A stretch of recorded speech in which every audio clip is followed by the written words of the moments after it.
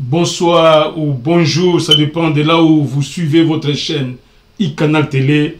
Nous allons nous embarquer maintenant pour une mobilisation générale. Vous savez, tous les Congolais sont dans la fièvre de la Défense Arena na Katia Paris, et iCanal Télé est démarré avec la voix du Supremo, le Supremo Yemoko Nikaboronina, le Padre Ferregola, chair de poule. Nous démarrons avec lui. Nous continuons à mobiliser pour Salwane Tondanuki, Tolekamakamoussous, Toleki. Bonjour, c'est Ferregola, Jésus de Nyons, le Padre Motoya Yambo. Bafan Nabiso Nyonso, Bagoulois et Gauloises de partout. Ça dit tout l'accent tous les Gabons est belé. Tout l'accent que jour où on est aux Alamobondo. Et la défense arène à Togoto Namobondo. Les Gaulois, Gauloises. Ça dit tous à la déjà mobilisé. Tout le monde a déjà attaqué tout le Boukanati. Tout l'accent tous les Gabons est belé. Tout aux Alamobondo.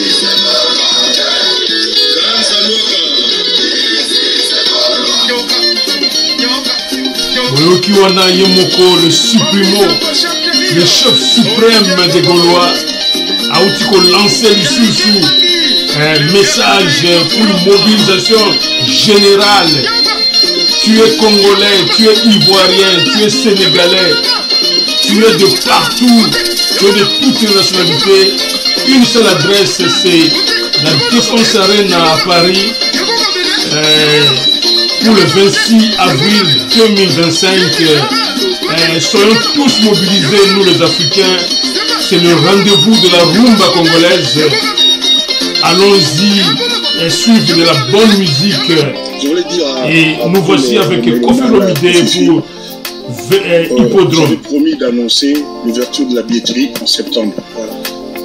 D'abord, je confirme que le concert a lieu. Nous travaillons dessus parce que ça va être quelque chose, je ne dirais pas du jamais vu, mais de vraiment bien fait. Voilà, de très bien fait. Je m'excuse auprès de tous les mélomanes, de tous les cofiphiles, des cofillettes, des cinélogues, des légendaires. On a juste un peu de retard.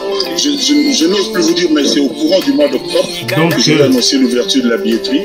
Ça va être quelque chose de grand. J'aimerais vraiment que, à une semaine, la mise à la... On a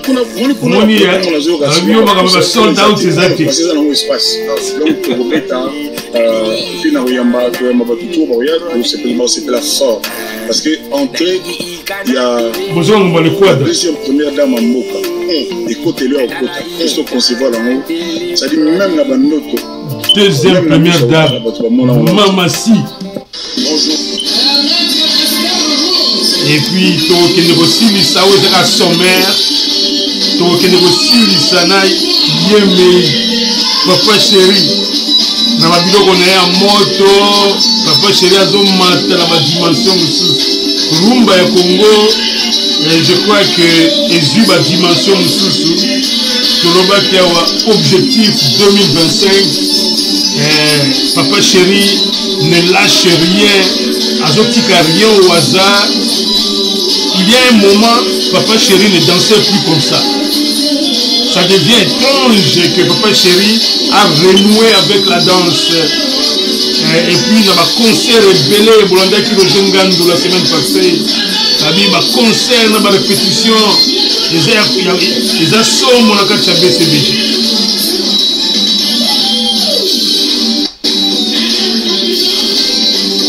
Oyo ezaka sommaire pour ça donc à goût il y a émission parce que émission yo toujours kende na makambo minene. Il faut ça c'est juste l'introduction. On a voulu coacher Binora un peu moi kiloko na munoko bo goûter kaka mona papa ya danse zo changer kaka. Oh, Jibem Piana, Mukulu, Baba Mukulumpa, les assomos. C'est comme si Jibem Piana est en train de rajeunir de 20 ans. Voilà. Donc, avant vous, Tozonga, na studio Oyo, on a fait des détails, il y a émission Oyo. Voilà, nous sommes rentrés dans ce studio pour les détails de cette émission. Boyebi que toujours ça l'émission Oyo dans la tristesse. Le Congo venait de perdre l'un de ses meilleurs. Le digne fils du Congo, j'ai cité Mutombo Dikembe. C'est tout le Congo qui le pleure parce que c'est un homme, un athlète pourtant, un basketteur, mais il a franchi tous les seuils. Portillon nini oyo Mutombo Dikembe a franchir te. Secrétariat d'État aux États-Unis, président américain, qu'est-ce que Mutombo n'a pas été aux États-Unis? C'est peut-être l'homme, je crois, a été méconnu. Et pas na biso moko. C'est pourquoi d'ailleurs Tolobela et Mingite, biso apandisango. Tolobela Mutombo Dikembe Mingite, mais aux États-Unis, l'homme a fait la pluie et le beau temps. Na katia sport na ye. Et puis en dehors ya sport, Mutombo Dikembe na lingi ngai biso na canal télé na bino balandia canal télé to pesa hommage na ce grand du Congo. Ça c'est l'un de nos meilleurs est parti. Le Congo vient de perdre l'un de ses meilleurs enfants. Alors canal télé et lingi est manifesté pas siwana avec hommage auto dédié dans ce grand, ce malabar, à la voix rock, Mutombo Dikembe. Allons-y, na hommage auto réservé, na le nôtre, le meilleur, l'un des meilleurs du Congo. C'est donc parti avec l'hommage à Mutombo Dikembe.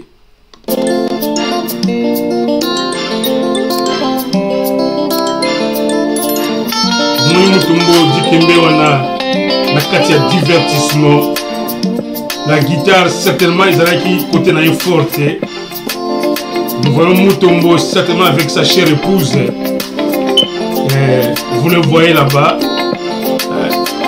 Ça c'est l'un de nos meilleurs. Na kati ya mboka mupaya. Une grande leçon surtout pour notre biso dans la diaspora. Biso dans la diaspora, tout aspirer la grandeur. Nous sommes toujours ça là où on a mupaya. Toteka image ya mboka kitoko neti Dikembe ateka image ya Congo. Akomaka américain, mais tout le monde le connaissait congolais parce qu'il aimait tellement le Congo que partout il passait, il faisait du lobbying.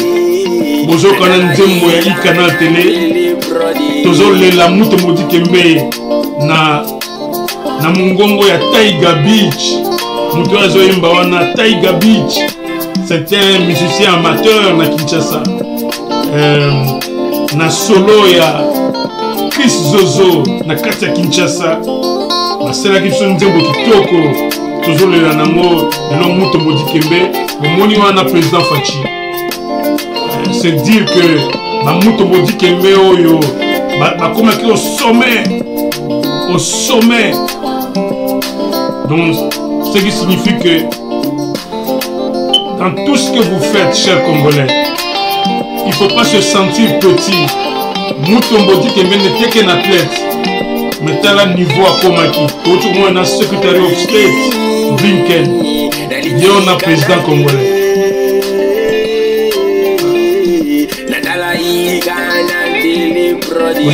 C'est pourquoi Ikana Télé choisit tous les landes qu'on a dissous. C'est notre façon de rendre hommage à ce grand homme, ce lobbyiste. Mutombo Dikembe a ça lobbying en faveur du Congo pendant des années. Vous avez un président Fachi, certainement les États-Unis a invité le président Fachi et donc a partagé mon foufou, il a président Fachi et le Wamboka quoi. C'est notre façon de la Mutombo Dikembe, Bino, na solo il y a Chris Zozo. C'est le jeune soliste congolais. Bozo Kawana, c'est un jeune soliste qui avait commencé avec Fali. Quand Fali avait commencé son premier recrutement. C'est Chris Zozo qui était son soliste, le premier soliste. Après, bon, les choses sont gâtées. Bozomona Mutombo Dikembe, ça c'est l'un de nos meilleurs.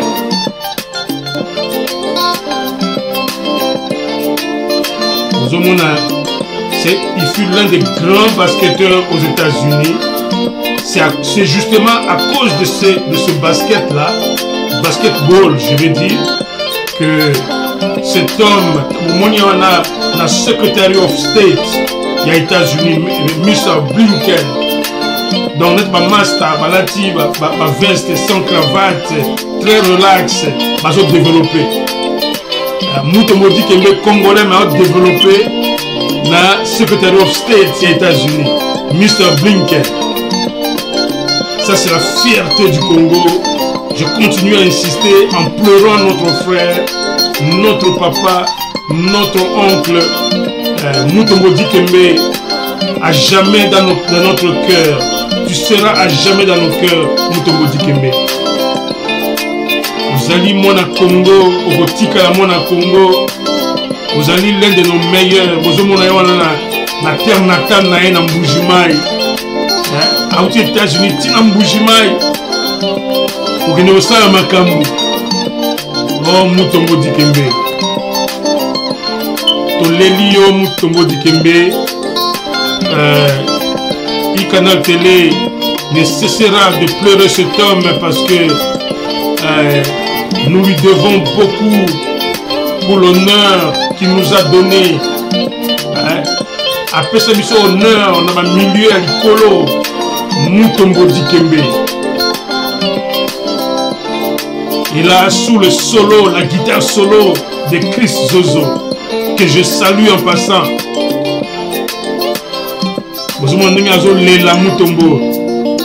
Voilà. Alors je rentre en studio parce qu'il faut continuer l'émission d'Abisso. Je rentre en studio juste pour placer un mot sur notre compatriote Mutombo Dikembe. C'est un homme qui a mérité hommage. Il y a chaque Congolais. Chaque Congolais. Voilà un exemple à suivre. Surtout Bisso, Congolais, toujours évolué dans la diaspora. Nous devons prendre cet homme comme modèle. Surtout vous les jeunes qui pratiquez le sport, qui pratiquez la musique, comme Maître Gims, Ferre Gola, Fali Ipupa, et pourquoi pas, Icon, Kofi Olomide, et tout ça. Donc, Mutombo Dikembe, c'est Aza icône à Congo.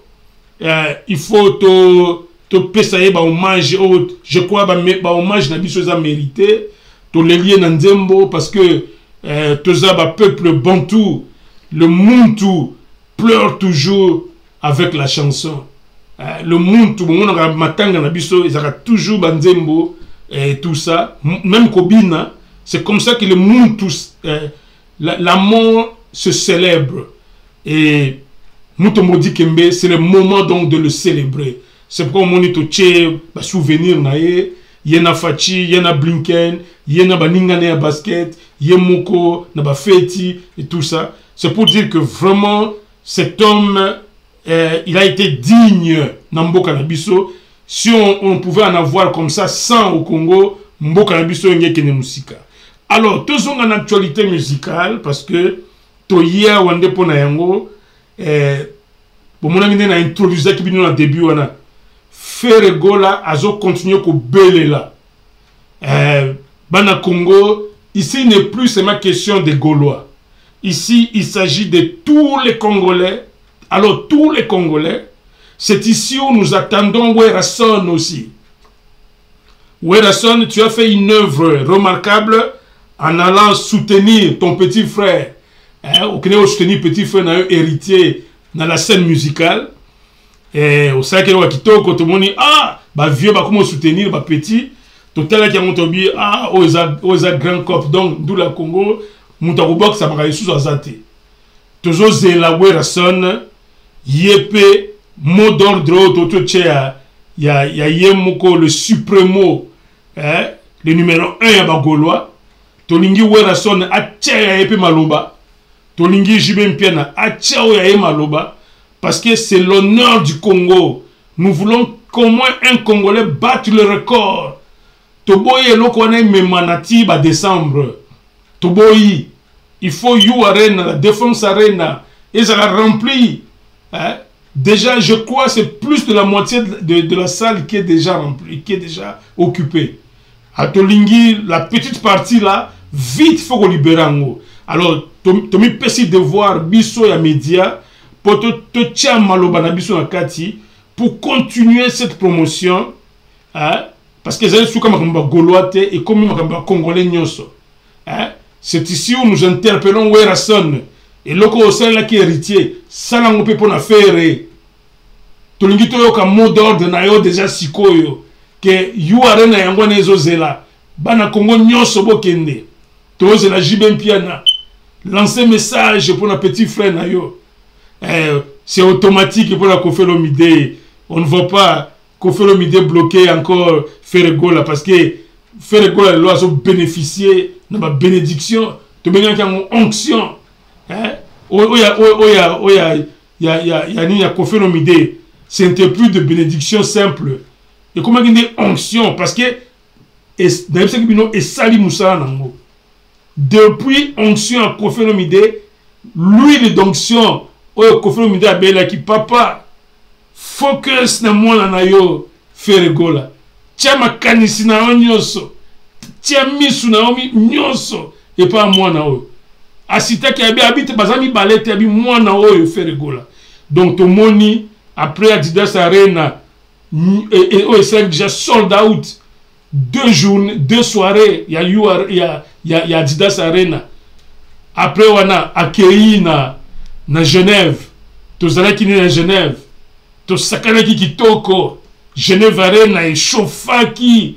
Cri de guerre au Boyoka. Ici, c'est Gaulois. Hey. Et ça à Genève.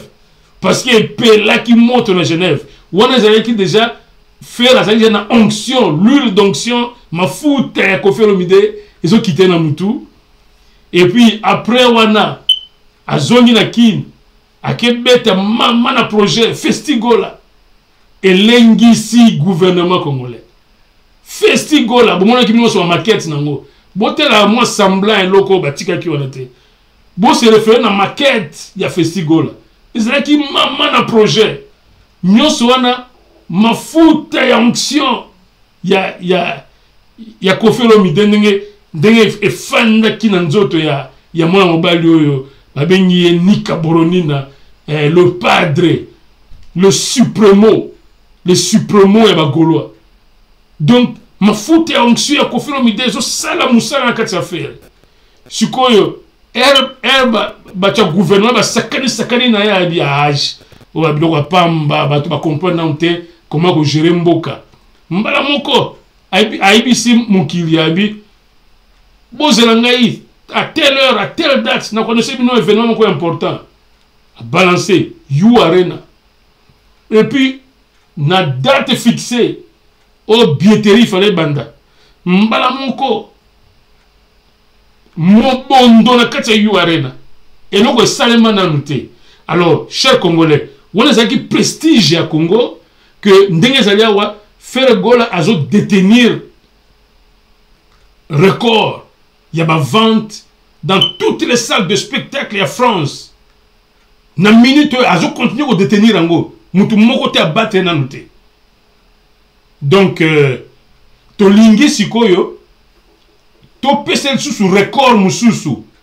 Abattre, peut-être dans 2 mois seulement. Faire gola agnata eloko on a dans 2 mois seulement. Et puis agnati ango, et puis to monter la Stade de France. Le Stade de France, Natala qui a moi, ils ont 81 000 places. Donc, Défense Arena, ils ont 45 000.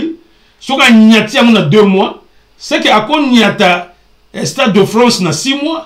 Ami pesika 6 mois nyati yango.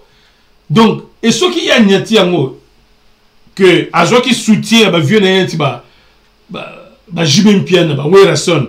Mais yempe na jour o ba jibe ba otia ma libaya na ba place wana mais Nika Boloni na yempe ako mobiliser mokili parce que qu'est-ce que nous voulons que rumba ya Congo et Kende Sango. Ne voyez pas Ferregola, voyez la rumba et lui il en est seulement le capitaine et ton dimé la héros la capitaine wana.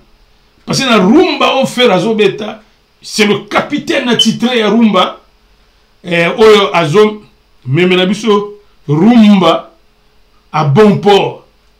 C'est le capitaine hein, ya rumba. Donc tout le monde qui beta CT, vous qui êtes de partout, il est temps que qu'on finisse cette affaire là. Hein? Vous voyez Nika Boroni na Simanangai. Musala ya kitoko ezo salema bokende bopesaye mobondo mususu mikoloyo to mona ndenge bosilisa ngo en flèche tozo belela bino boza na États-Unis bino boza na continent américain bino boza na continent africain bino boza na continent ya Asie na Océanie même na côté ya Pacifique na Corée biso na Europe mobondo toza belé Congolais à qui pembe na la Chine na banini de mobondo to kento silisa likamboyo to silisa yango parce que ce n'est pas une affaire seulement de Ferregola, c'est une affaire de la rumba congolaise qui est en train d'émerger sur l'espace mondial. Très important, nous allons y revenir ici autant de fois parce que nous voulons que l'un hommage na Muto Modi Kembe, l'un des grands fils à Congo. Mais tout le monde est mingité. Bon, il canal télé comme il a koumi sa faire. Mais tout le monde qui fait ça pembe ni record. Il faut tout t'indiquer. Toujours t'indiquer. Pour il faut battre le record, on a très bien. Hein? C'est comme tout le monde qui la Mutomodi Kembe. C'était l'un de nos meilleurs. Faire, c'est l'un de nos meilleurs aujourd'hui. Hein? Toujours l'ingabet tango. Tout le monde est hippodrome. Oya mon pao. Donc, nous sommes ici au service de la rumba, pas au service des individus. Nous voyons la rumba congolaise et non les individus nécessairement.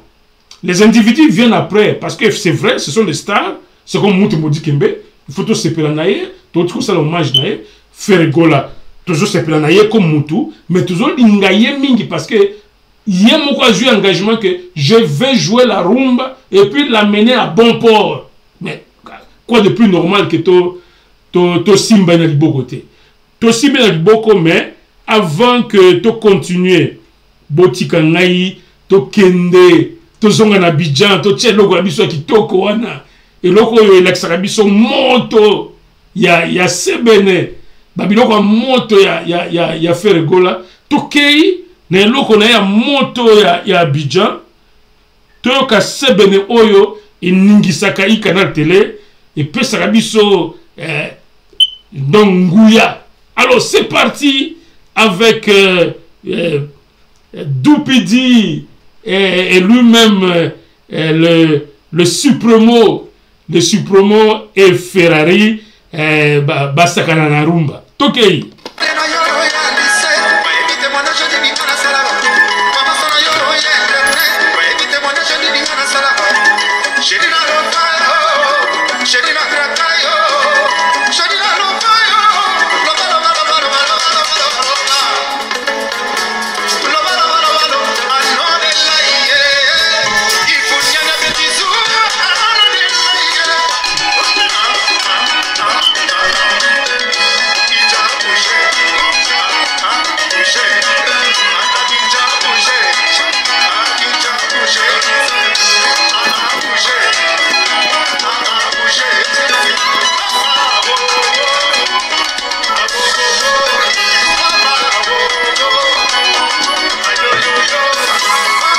C'est donc parti Boyebi la Katia Ikanal Télé tolukaka toujours mapamboli toke komona mère Alex Moleke na papa Achille Kazadi na kati ya Paris réserve éternelle ya Canal Télé toye kobelema encore une fois papa Achille Kazadi na mère Alex Moleke toye kobelema pembeni na bino po toza mapamboli mère Alex Moleke na papa Achille Kazadi bino nyonso mibale na kati ya Paris. Vieux Flori na kati ya Paris na mère José bino mpe na kati ya Paris bino boza bakolo rumba tolingi tobelema bino nde bakolo rumba toya mpe pembeni na bino bopesa biso feu vert tomema Feregola na succès.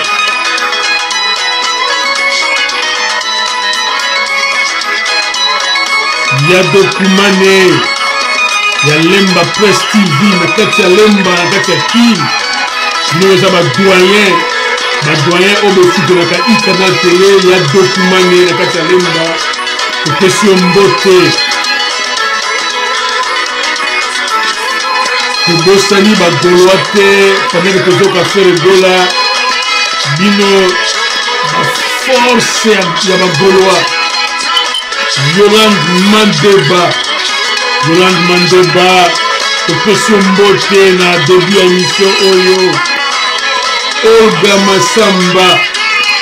Massamba la gauloise. Laurentine Lola ezwa mbote pendeke tozoya kobelela mokili po makambo oyo ya Lu Arena tosilisa yango. Catherine Kitanda Zombote Canal Télé. Oh, notre très excellent Sylvain Samba. Sylvain Samba. Toye kobelema yope topesa mbote. Sylvain Samba. Le très excellent Sylvain Samba. Kiaza Yaoko.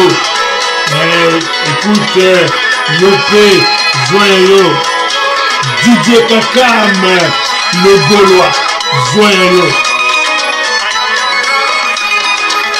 Kumu Enze Ebengo, Zoyayo, Platini Zalalemba, Zombote Canal Télé, Panda Joao Kuxi Madiogo, Zoyayo Mbote, Hélène Chiswaka, Canal Télé Mbote, Pierre Lukanda, le Gaulois.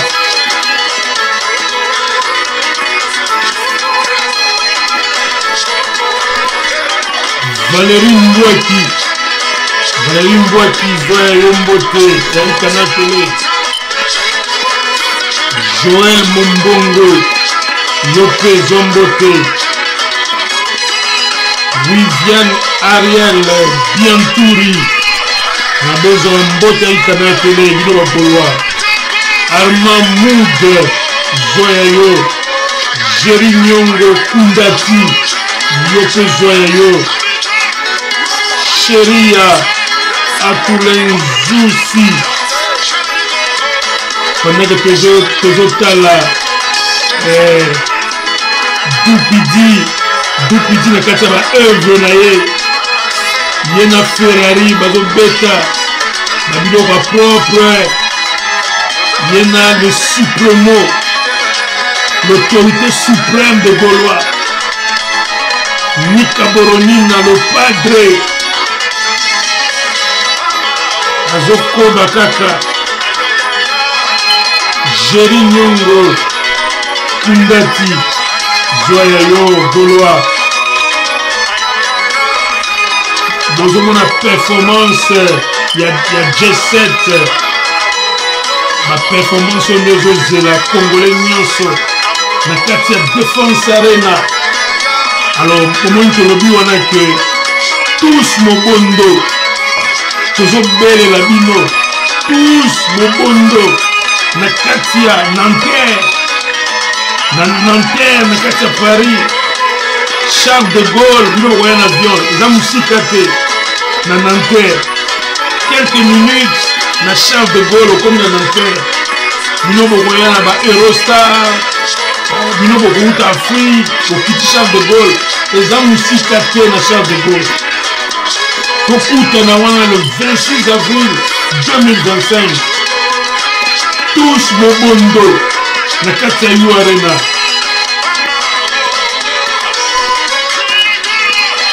Bisognoso, Tozan Nzela, en route à You Arena. Tozan Nzela, nous t'avons un événement au Balokaye. Balokaye.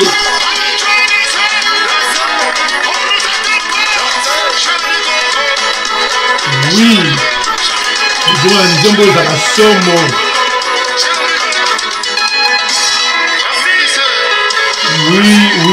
Oui. Nous devons rentrer en studio juste pour continuer cette émission. Nous devons la continuer dans la bonne humeur. Nzemboyo, Sebene Oezalaki Makasi, Oezola qui ça déjà ma préfiguration. Il y a concert, on est munene.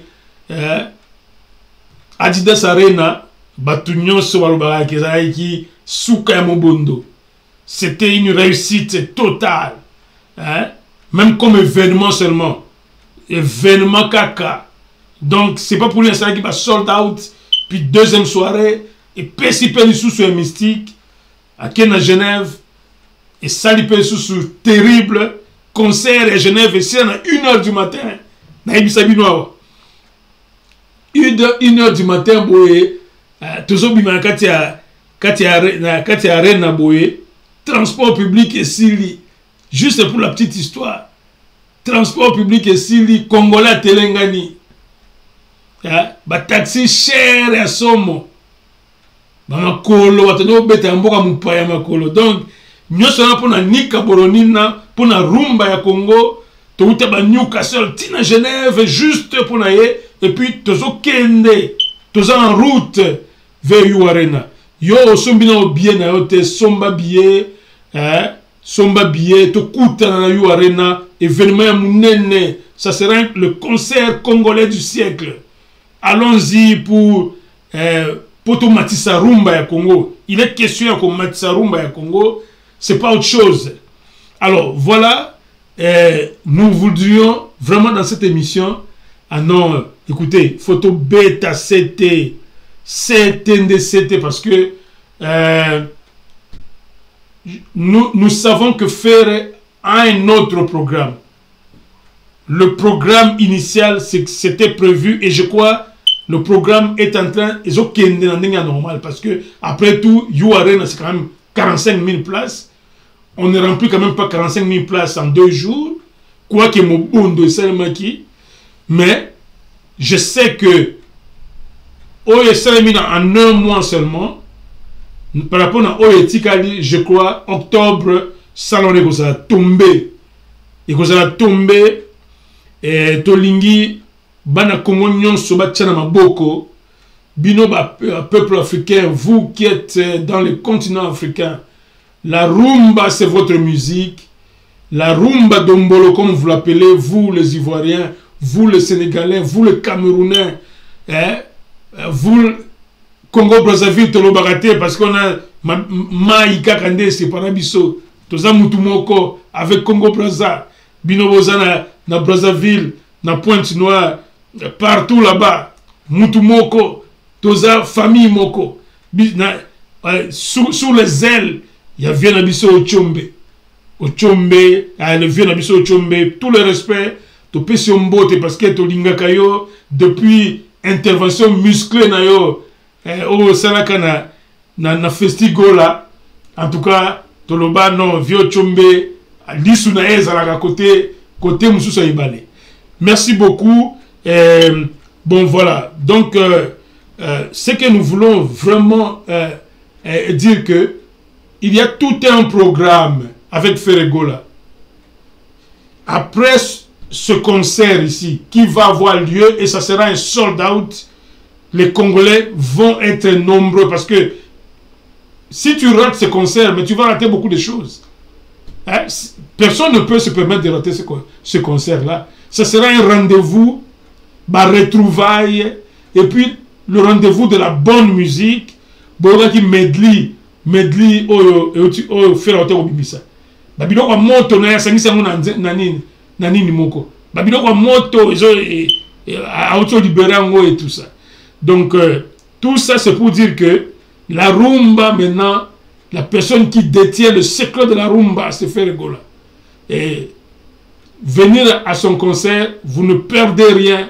Au contraire, vous allez gagner en tout, en bonne humeur, en tout, je dis. Voilà. Alors, tout avancer, avant que tout kota na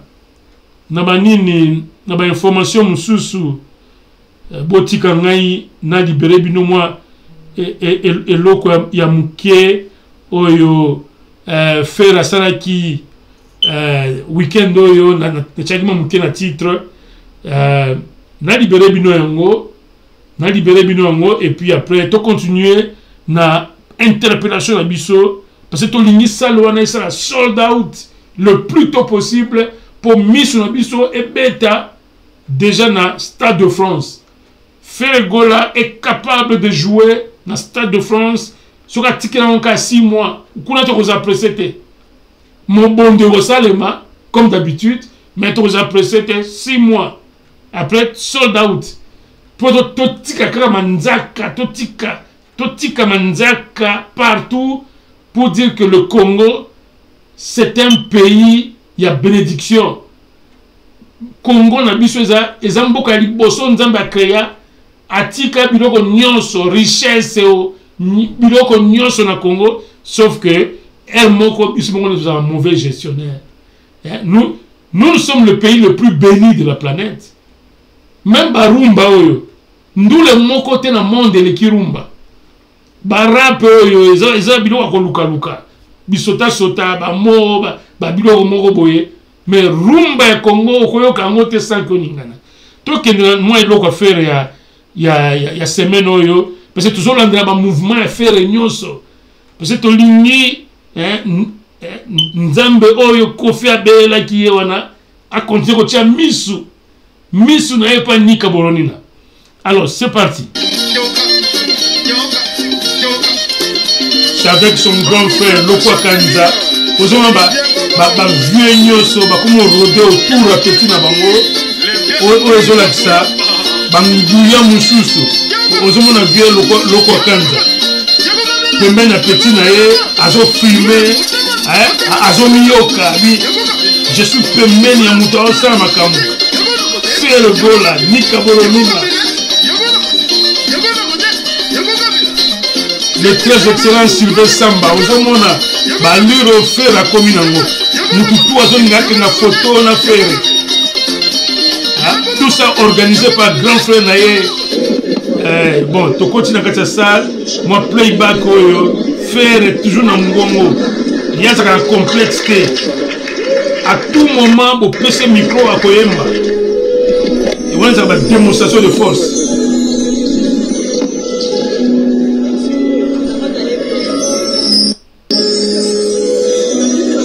Ça, c'est le chanteur. C'est parti.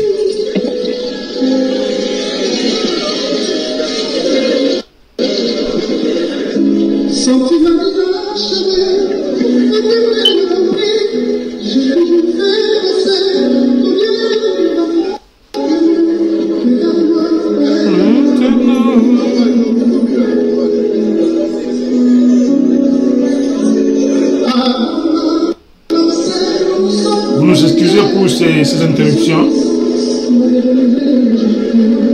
c'est la vidéo originale.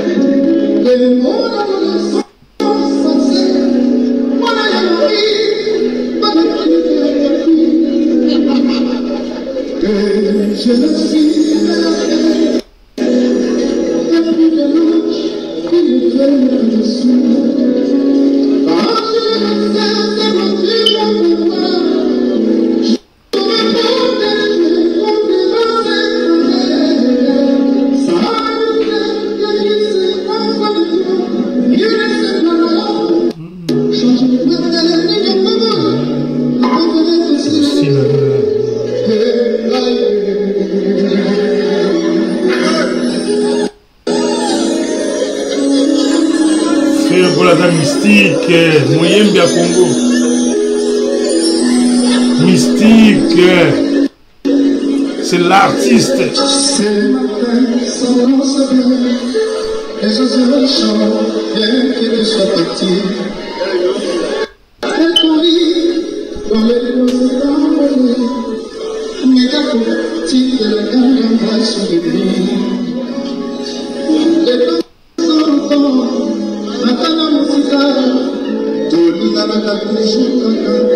Vous avez chef-d'œuvre.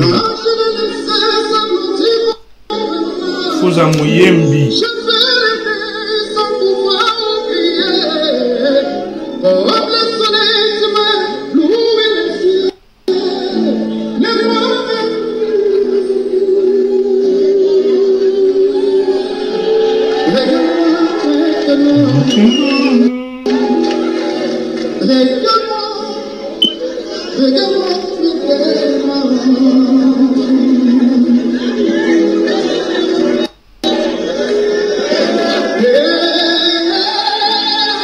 Vous camion à Ferregola.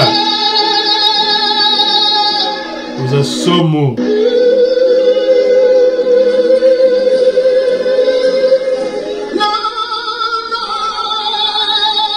Oh, Nika Boronina.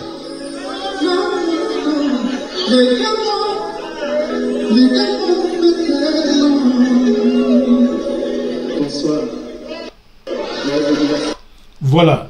Ça, c'était Nika Boronina, na Katsaba œuvre naye. Donc, Zablagite, Ferregola, Azom Matakaka, il se confirme à chaque fois qu'il en a l'opportunité. Ayembaka, Asalaka playback, juste pour Nakoloba que non, il n'est pas dans le trucage des voix. Il n'est pas là. C'est la voix du Congo. C'est pourquoi il s'est dit, je suis le capitaine. Je suis le capitaine, j'amène la rumba na bon port. Et biso na ikana télé, ton dimela yango. Ton dimela, tout le monde a la capacité, tout le monde a que c'est effectivement l'homme qui peut amener cette rumba très loin. Pour preuve, parce que nous on parle avec des preuves, qu'il n'y a que Ferregola d'abord. On ne dit pas qu'il est le seul. On dit il n'y a que Ferregola d'abord qui peut propulser cette rumba.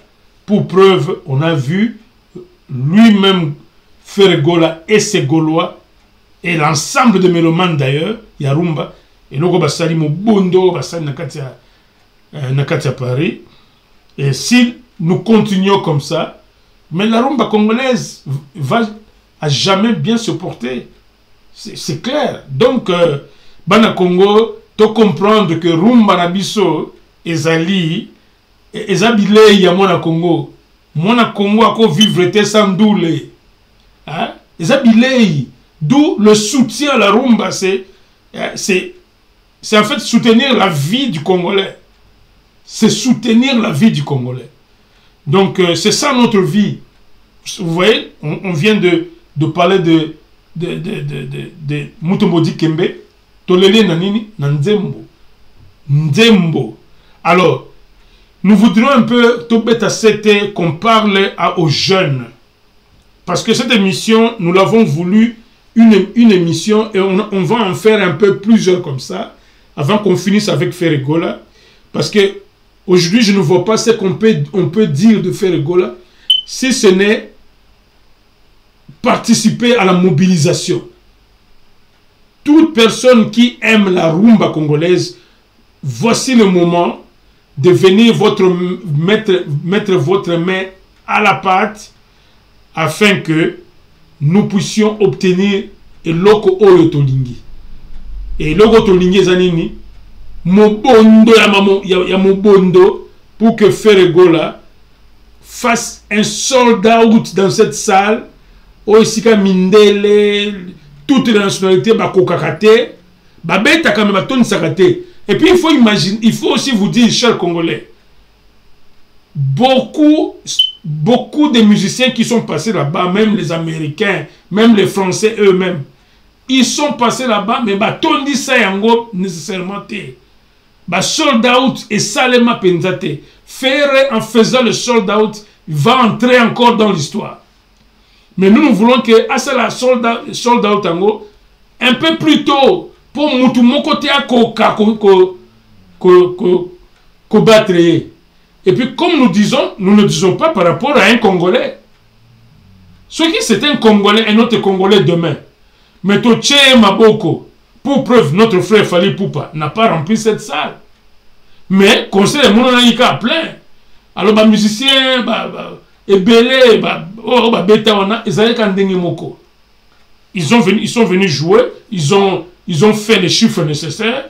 Et puis, les sold out, et puis sold out n'a ton record. Pour qu'il n'y ait pas un autre musicien dans le monde qui vienne battre Ferré. Nous voulons que ce soit un fils du pays, hein? Notre Mutombo Dikembe, dans la musique congolaise. Voilà. Là où nous voudrions, nous avons fait nos recherches, nous avons remarqué que il y a une population quelque peu jeune qui, à peine, bazoye banko sans se arumbate. Cette population jeune là, soi-disant, ils sont plus dans la musique pop, dans la musique peut-être jazz ou R&B. Et je voudrais vraiment aller vers vous, vous les jeunes Congolais. Ne ratez pas l'opportunité de suivre la rumba. La rumba, c'est votre musique. La rumba, c'est la musique de vos ancêtres. La rumba, c'est l'âme du Congo. Hein? Un Congolais ne vit pas sans la rumba. Le rap, le R&B, ce sont des musiques importées. Vous pouvez jouer cette musique, mais la rumba, c'est votre identité. Je le dis en français parce que je voudrais que le message passe. Vous les jeunes, surtout vous qui évoluez ici en Europe, tout rendez-vous de la rumba doit vous concerner. Tout rendez-vous de la rumba, je dis, doit vous concerner parce que la rumba, c'est l'âme congolaise. Même la musique qui est jouée dans les églises, c'est la rumba. Les églises de Congolais là, cette musique qui est jouée là, Mike Kalamba, c'est la rumba. Donc c'est pour vous dire que quand il y a un rendez-vous de la rumba, allez-y.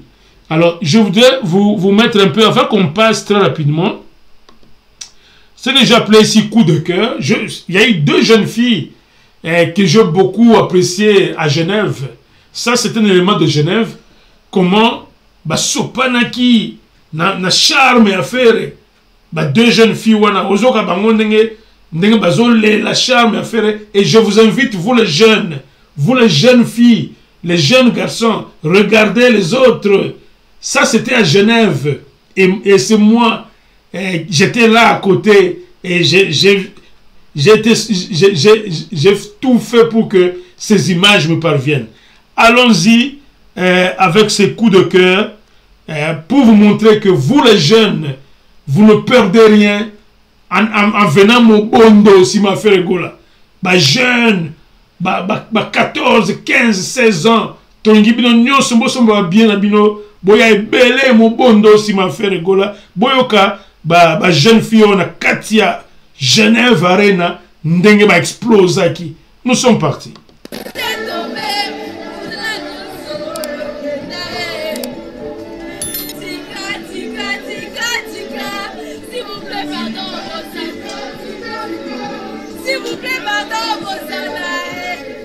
Ça, c'est la jeunesse congolaise. Vous avez une jeune fille à Zuli Boma pour nous faire rigoler. Vous, les jeunes Congolais, venez nombreux comme ça. Bossez là-bas. Les mains à TikTok en plein You Arena.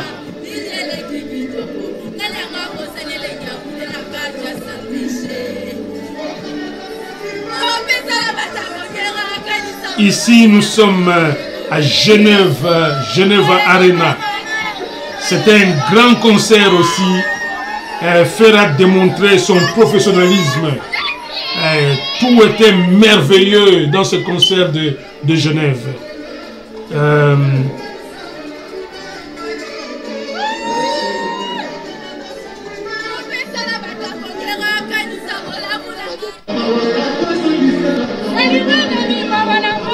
Nous avons la jeunesse congolaise derrière Ferregola. La jeunesse congolaise derrière Ferregola. Le capitaine de la rumba. Hein, le supremo de Gaulois.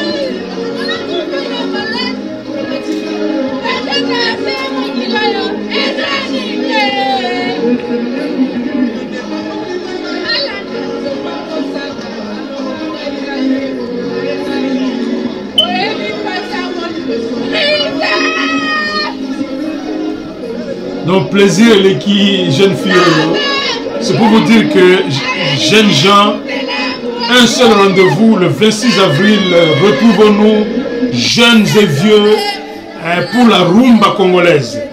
Alors c'est donc c'est fait, allons-y. Merci beaucoup, je crois que tu continues ambiance et mobilisation et j'invite pas seulement les Gaulois, tout Congolais et si Kozali Belela, où est rendez-vous ya ko tombo la rumba ya Congo. Voilà. Bolanda qui peut na titre Mopao Mokondi. To benga kaya icône nationale après ba disparition ba taboulé grand ya rumba. To tika Koffi Olomide. To benga kaya wa icône incontournable. C'est l'icône de la rumba et nous voulons le soigner. Nous voulons qu'il continue à apporter la bonne musique au Congolais jusqu'à son dernier souffle.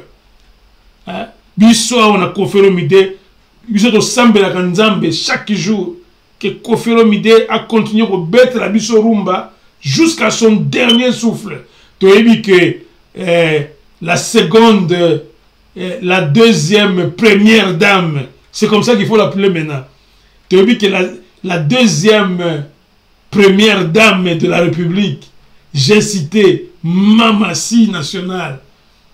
Et là, elle va prendre certainement la relève, mais on ne remplace pas un grand comme Koffi Olomide. Et vous avez moi pas si. Il est temps que Quadra Abanako initié Mamassi Nanzela Naye. Il ne faut pas être style à Koffi Olomide. Non. Il faut que Mamassi aille un style Naye. Toujours c'est la Mamassi na style Naye. Parce que ce qui est le style à Koffi Olomide, c'est vrai. Mamassi ne va jouer que de la rumba. Peut-être que Mamassi, Aza Mystique, c'est la voix d'ange et tout ça. Koffi Olomide Azolo Bango, vous avez un élément, on a dit clairement que Bozela, entrée Kaka, il y a deuxième première dame, deuxième, il y a Liboso Boebié, la première dame, et puis il y a une deuxième première dame, c'est Mamassi, bon, mon a un hippodrome, il y a Vincennes, et c'est comme si rendez-vous en gros se préciser. Tu as un bangi là mais Koffi à promettre bateau loko oyo à saléli en moté.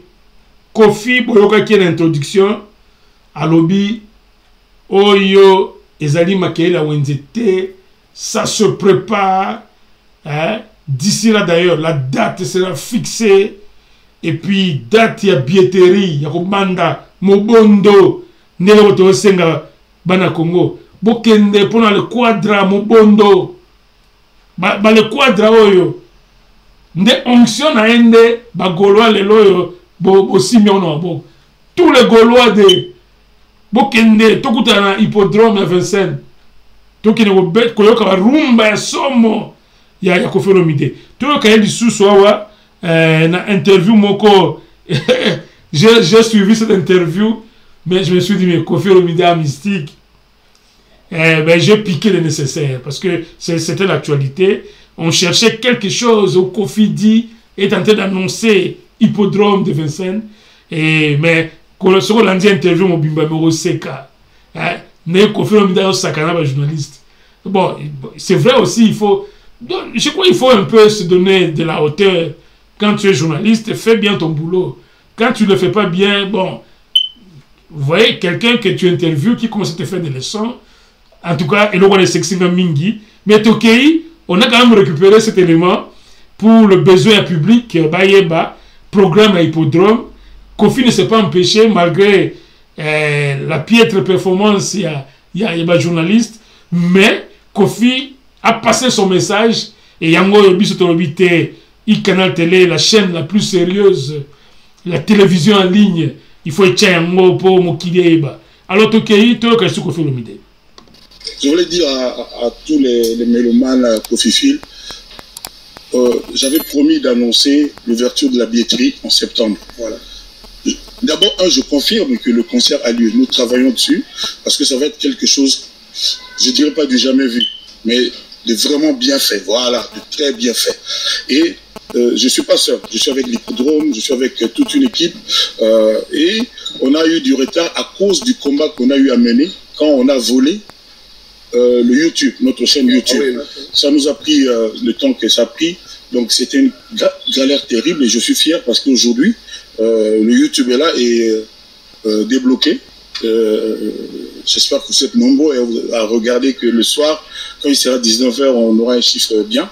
Donc c'est à cause de ça qu'on a eu un peu de retard. Si moi j'avais un peu lâché, voilà, j'avais un peu lâché prise. Donc je m'excuse auprès de tous les mélomanes, de tous les Kofifils, des Kofiettes, des Cindy Love, des légendaires. Les légendaires, donc vraiment, on a juste un peu de retard. Je n'ose plus vous dire, mais c'est au courant du mois d'octobre que je vais annoncer l'ouverture de la billetterie. Ça va être quelque chose de grand. J'aimerais vraiment que, à une semaine, bien à la bon. On a problème concert pour les athées parce que ça n'a pas espace. Moyen niveau. Mais pour les athées que ba manigance pas boina boy. Donc to beta et puis na oyamba to yamba batutu ba oya c'est la fort parce que entrée il y a la deuxième première dame en Moka et côté là au kota juste concevoir en haut ça dit même na bandoto même la mus au tala batu ba mona on l'enté. Je voulais dire à tous les mélomanes Kofifil, j'avais promis d'annoncer l'ouverture de la billetterie en septembre. Voilà. D'abord, je confirme que le concert a lieu. Nous travaillons dessus parce que ça va être quelque chose, je ne dirais pas du jamais vu, mais de vraiment bien fait. Voilà, de très bien fait.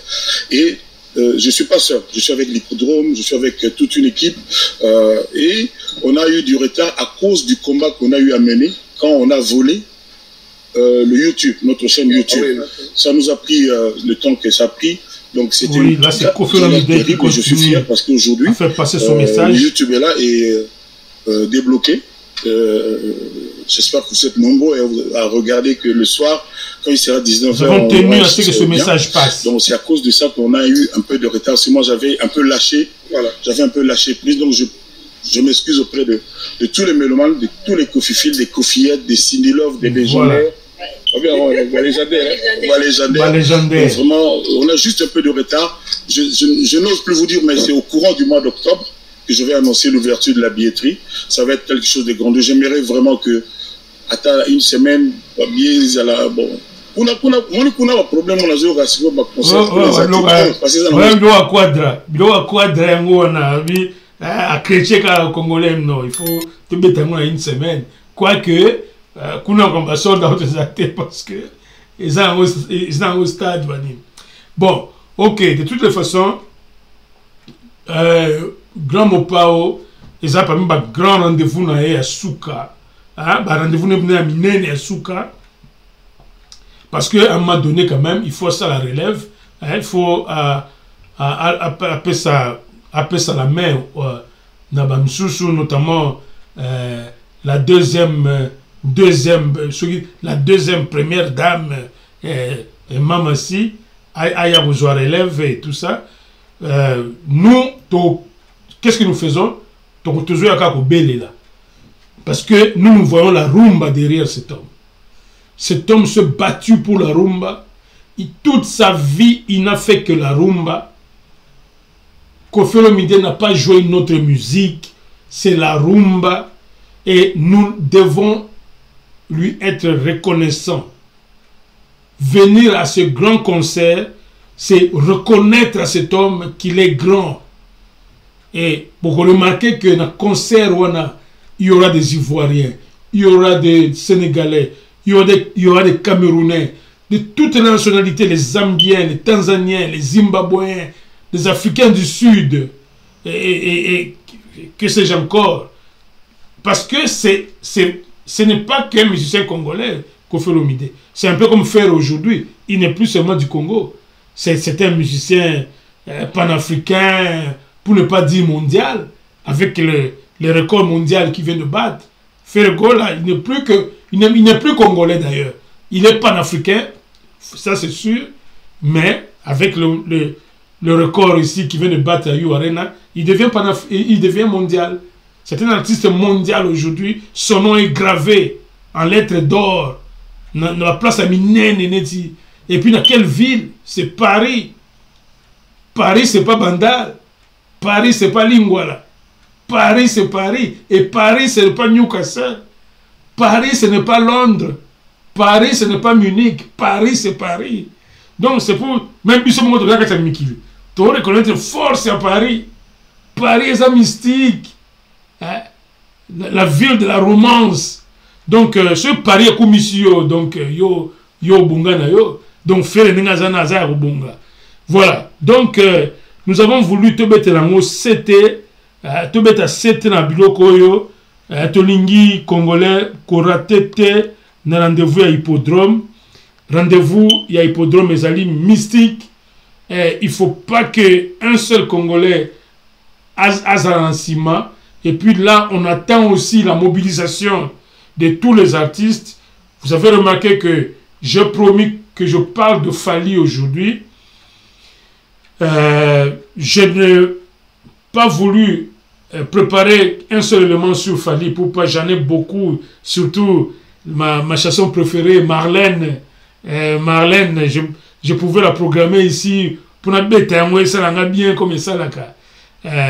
Non, je vais parler de Fally Ipupa la semaine prochaine ou peut-être dans quelques jours, à notre prochaine émission. Je vais parler de Fally Ipupa pour essayer d'examiner ma date oyaché. Est-ce que Fally Ipupa est raisonnable? C'est là ma question principale. Est-ce que Fally Ipupa est raisonnable? Que Congolais oyakina kina alanda ki na Marseille, kaka Congolais wana alanda sous na Nantes, et puis kaka ye wana kende ceux qui wapi non. Toko vivre ba salle vide encore une fois. Fally Ipupa.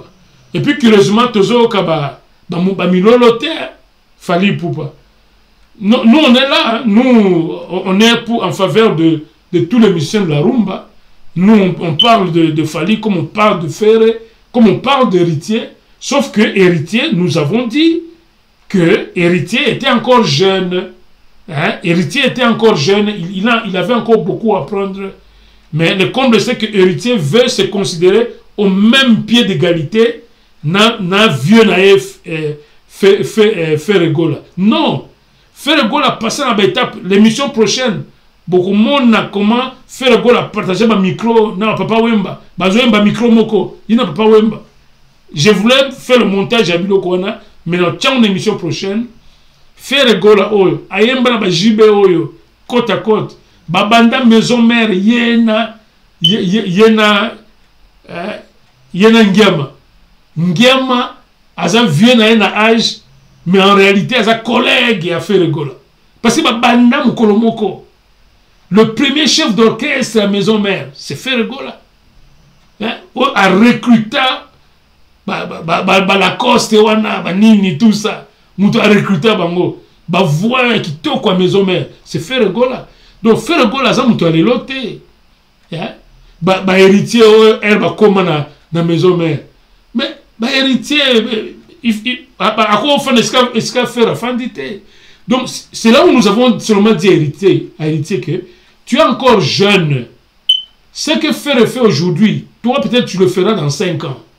Laisse faire ce qu'il fait, toi tu ne sauras pas le faire. Pour preuve, il a fallu un Werson pour que tu aies poids. Tu es comme un et l'okoya. Parce que actualité, tu bois ko batamisa wata. Tu bois ko batamisa l'okonaye. C'est pas que parce que c'est l'équipe. Tu bête à Augustino. chanson fétiche ya Werason tokei toyoka un peu héritier Watanabe na grand frère nae ayeko tia poids Augustino et puis ande après to leka to bosani jibem pianate parce que to linga ki eloko jibem pianande ezala sombele suka bisanga et ya ko sopa ekanga émission to bosani Werason te tokei na Augustino avec héritier Watanabe dans la scène musicale de Paris.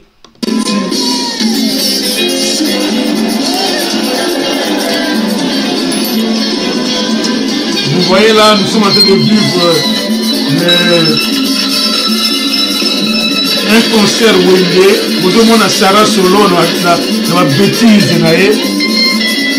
C'est la passage, je n'ai pas sa passage nous quitter. T'as la table à Sarah Solo. Au point la scène, et puis au premier ici, Rumba comme la solo. Sarah Solo, tu profites de son beauté. On va bien en gamme.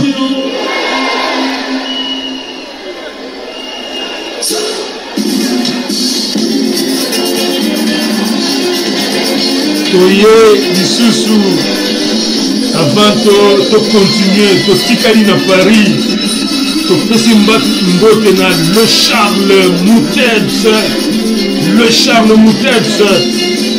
on te salue ici, Vera Mouteba. Nous te saluons.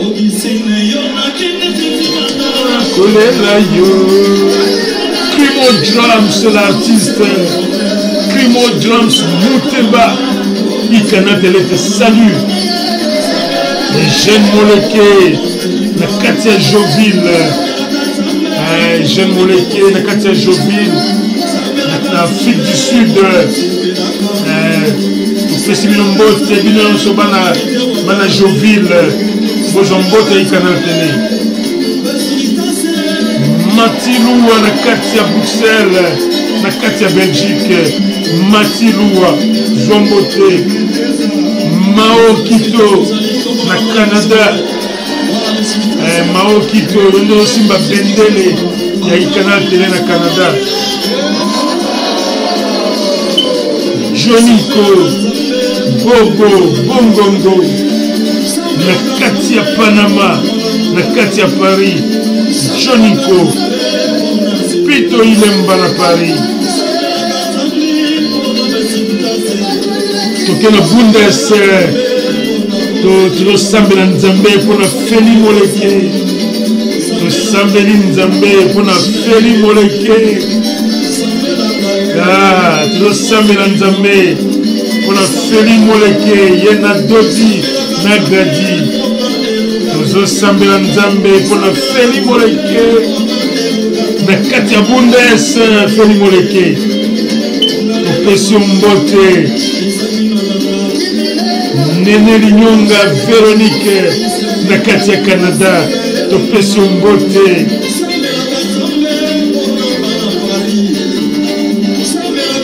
Tozo Ndiawa na Newcastle, Werason. Tozana, le Tsar SM, Sylvain le Champagnat, le Tsar SM, Sylvain le Champagnat, au PC Mbote, au Sanité, Gabi Mota, Maître G, mon père, mon Ambourouzi, et ton libéro Mbote, Yaïkana Télé. Eric Mungapa. Eric Mungapa, Yosa le dragon du Katanga, Ikana Télévision Mbote. Pendant que tu as la son qui toque, il y a Wenge Musica, il y a concert Wenge. Jano Bolonge, Monekanga, et Ngambe Mobali. Tu es coupé, ça va Salamu, Jano Bolonge. Micho Ansai, Sokoto, Micho Ansai, Zombo Taïkana Télé, Papier Mungu, nous avons conduit à Newcastle, Papier Mungu, Opession Mbote.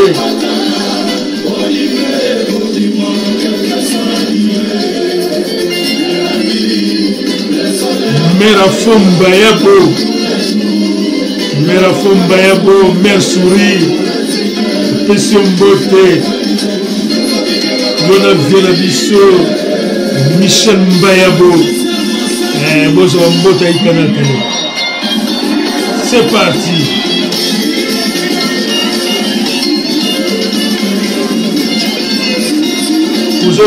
Moto, la scène musicale, la scène musicale, Héritier Watanabe, vous observez, même animateur Yawera, il fallait quitter dans la scène, héritier,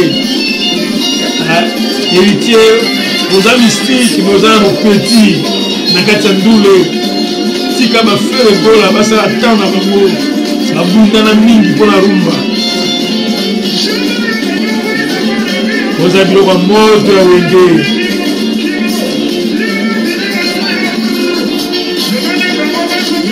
David Kassongo, Rosamutu Mbongo, David Kassongo, Nakatia Newcastle.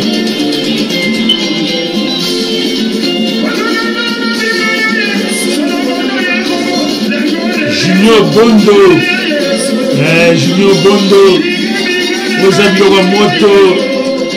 Je lui compare là, Junior Bondo, c'est pour son beauté.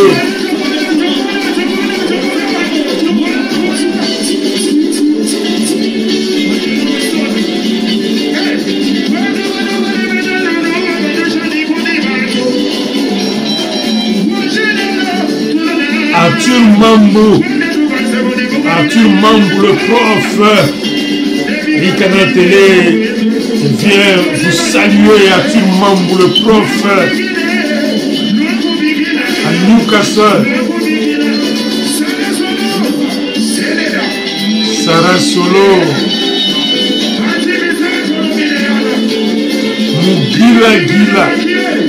Mugila Gila, Nakatia Kasavubu, voisin Yandiamba, Nakatia Kasavubu, Mugila de Antolongange. Zombo Taïkana Télé, Vianney Maladika, Tokei, Vianney Maladika, Tokei Sombote, sous le rythme endiablé de maison mère. Parce que eux, ils ont qui n'ont pas spiritualité, eux, ils ont maison mère. Achille Mboyo, moi à London, libéré de Pesombote, Achille Mboyo. Profitez peu, topé Sambote na Janine Mboyo, na Katia London City. J'espère que vous staffez bien.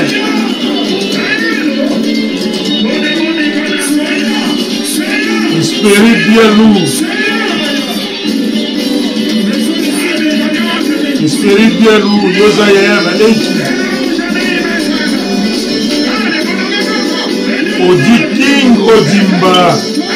L'enfant propre, Odi King Odimba, propre Odi King, l'homme de Genève. Lilia Kassongo, Sherika, Lilia Kassongo, Question Beauté.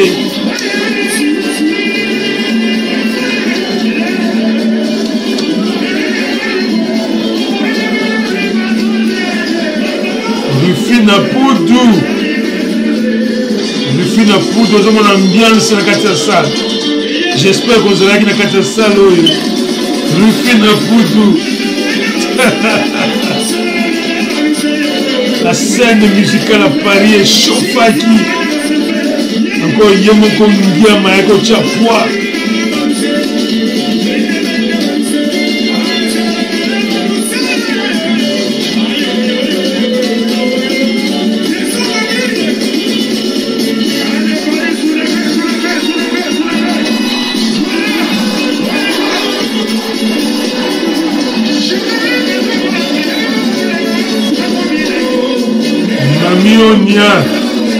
Mamionia Bisso, Zombota Ikana Télé, Mamionia.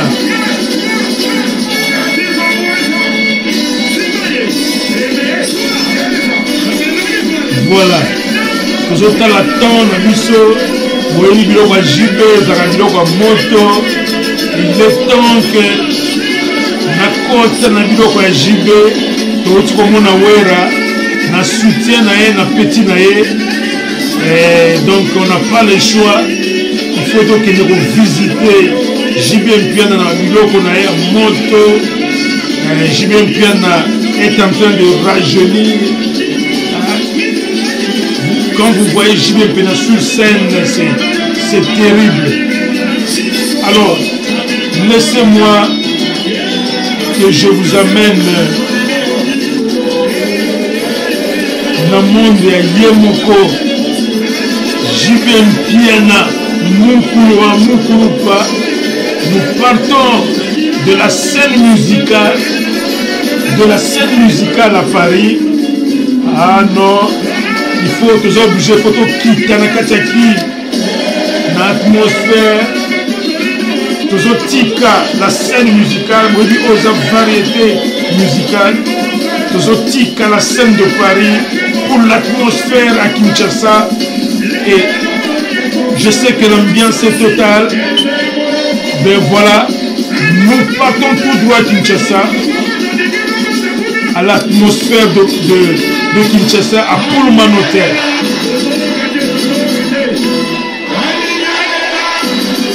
Vous avez vu le Wawera, vous avez choisi, vous avez vu le Wawera, le mystique, l'animation mystique. C'était nécessaire que tous les éléments. JB Mpiana, s'il vous plaît. Alors, tu continues l'ambiance Moussousou. Tu continues l'ambiance Moussousou, où ils allaient non-stop. Il y a JB Mpiana et que je mis sur mon temps.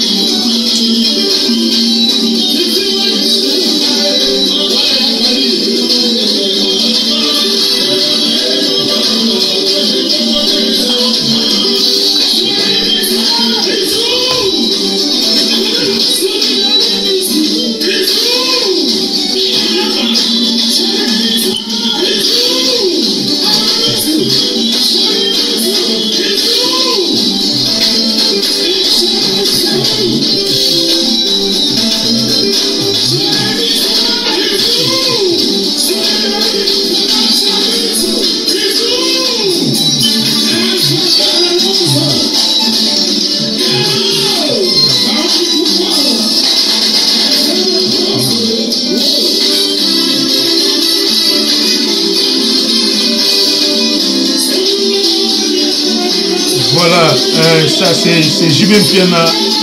Je crois, je vous laisse dans cette ambiance jusqu'à la fin. Appréciez cette ambiance de JB Mpiana. Appréciez cette ambiance. Mère Faïda, appréciez cela.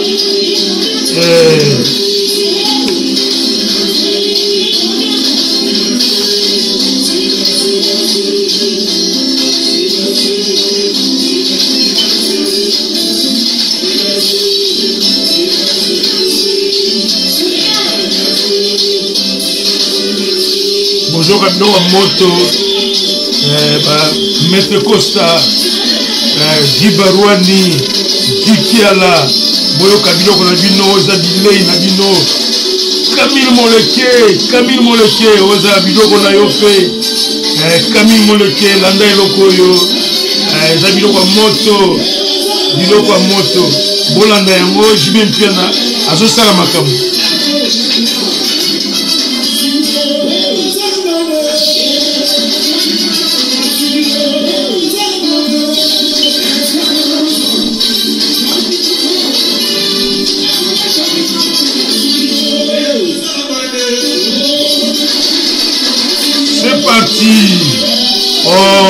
Mpiana, la fierté du Congo. Oh, le suprêmo, et notre suprêmo, JB Mpiana, Mukulupa. C'est du lourd. C'est du lourd, JB Mpiana. Nous te reconnaissons par ce lourd. Vraiment.